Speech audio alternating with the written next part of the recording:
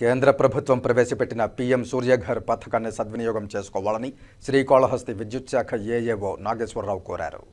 బుధవారం ఆయన తన కార్యాలయంలో పథకాల వివరాలను వెల్లడించారు. సౌర విద్యుత్ వాడకాన్ని పెంచేందుకు కేంద్ర ప్రభుత్వం పీఎం సూర్యఘర్ పథకాన్ని ప్రవేశపెట్టిందన్నారు. ఈ సోలార్ను ఉపయోగించుకోవడం వల్ల కరెంటు బిల్లు ఆదా అవుతుందన్నారు. 3 కిలోవాట్లకు 75,000 రూపాయలు సబ్సిడీ ఉంటుందన్నారు. ఆన్లైన్లో దరఖాస్తు చేసుకున్న తర్వాత విద్యుత్ శాఖ అధికారులు సోలార్ నెట్ బ్యారెల్ ఇచ్చిన 100 రోజుల్లో సబ్సిడీ అమౌంట్ నేరుగా కన్జ్యూమర్ ఖాతాలో పడుతుందన్నారు. మిగులు విద్యుత్ను విద్యుత్ శాఖ కొనుగోలు చేయడం కూడా జరుగుతుందని, కావున ఈ అవకాశాన్ని సద్వినియోగం చేసుకోవాలని ఆయన కోరారు. Assistant accounts officer, electricity revenue office, శ్రీకాళహస్తిలో పనిచేస్తున్నాను.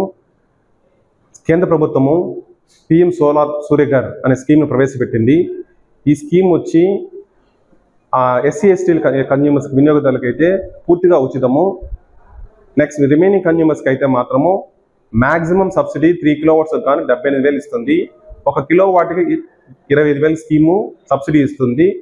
మ్యాక్సిమం సబ్సిడీ ఎన్ని కిలోవాట్స్ తీసుకున్నా కానీ 78,000 సబ్సిడీ వర్తిస్తుంది. సోలార్ వల్ల చాలా ఉపయోగాలు ఉన్నాయి. కరెంటు బిల్లు మీకు ఆదా అవుతుంది. కరెంటు బిల్లు నార్మల్గా అయితే ఛార్జెస్ మా దగ్గర టారిఫ్ ప్రకారం మేము ఛార్జ్ చేస్తాము. అదే మీకు 3 కిలోవాట్ సోలార్ మీద మీరు తీసుకుంటే మాత్రము రోజుకు 4 యూనిట్లు 1 కిలోవాట్కి జనరేట్ అవుతుంది. 3 కిలోవాట్స్ 12 యూనిట్లు జనరేట్ అవుతుంది. నెలకు 360 యూనిట్లు జనరేట్ అవుతుంది. జనరేట్ అయ్యి మీ బిల్లు 0 బిల్లు వస్తుంది. ఎక్సెస్ జనరేట్ చేశారంటే గ్రిడ్కి మళ్ళీ మేము తీసుకుంటాము. తిరిగి వినియోగదారులకు ఏం చేస్తామంటే ఎక్సెస్ ఏదైతే జనరేట్ చేశారో దాని తాలూకా అమౌంట్ కూడా మేము వినియోగదారు అకౌంట్కి జమ చేయడం జరుగుతుంది. ఈ అవకాశాన్ని గ్రీన్ దీనికోసము దీన్ని కేంద్ర ప్రభుత్వం పెట్టింది.